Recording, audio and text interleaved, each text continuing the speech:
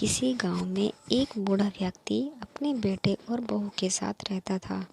परिवार सुखी संपन्न था, किसी तरह की कोई परेशानी नहीं थी।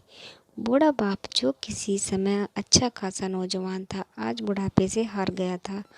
चलते समय लड़खड़ाता था, लाठी की जरूरत पड़ने लगी, चेहरा झुर्रियों से भर चुका था। बस अपना जीवन किसी तरह व्यतीत कर रहा था। घर में एक चीज़ अच्छी थी कि शाम को खाना खाते समय पूरा परिवार एक साथ टेबल पर बैठकर खाता था।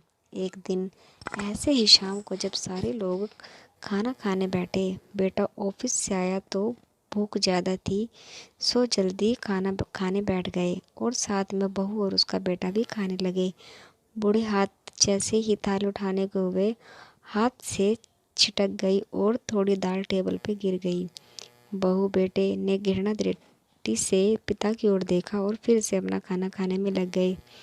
बूढ़े पिता ने जैसे ही अपने हिलते हाथों से खाना खाना शुरू किया तो कभी कपड़ों पे गिरता, कभी जमीन पर। बहू चिढ़ते हुए कहा, हे राम, कितनी गंदी तरह से खाते हैं, मन करता है कि इनकी थाली किसी अलग कोने में लगवा देते हैं। बेटे ने भी ऐसे सिर हिलाया जैसे पत्नी की बात से सहमत हो। उसका बेटा यह सब मासूमियत से देख रहा था।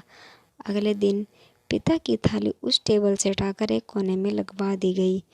पिता की डबडबाती आंखें सब कुछ देखते हुए कुछ भी बोल नहीं पा रही थी। बूढ़ा पिता रोज की तरह खाना खाने लगा। खाना कभी इधर गिरता, कभी उधर।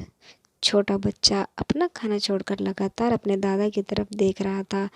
माँ ने पूछा, क्या हुआ बेटे, तुम दादाजी की तरफ क्या देख रहे हो और खाना क्यों नहीं खा रहे हो? बच्चा बड़ी मासूमियत से बोला, माँ, मैं सीख रहा हूँ कि वृद्धों के साथ कैसा व्यवहार करना चाहिए। जब मैं बड़ा होऊंगा और आप लोग बूढ़े हो जाओगे तो मैं भी आपको उसी तरह कोने में खाना खिलाया करूँगा।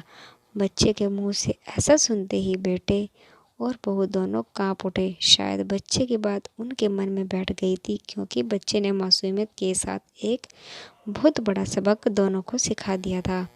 बेटे ने जल्दी से आगे बढ़कर पिता को उठाया और वापस से टेबल पे खाने के लिए बिठाया। बहू भी भाग कर पानी का गिलास लेकर आए और पिता की कोई तकलीफ ना हो।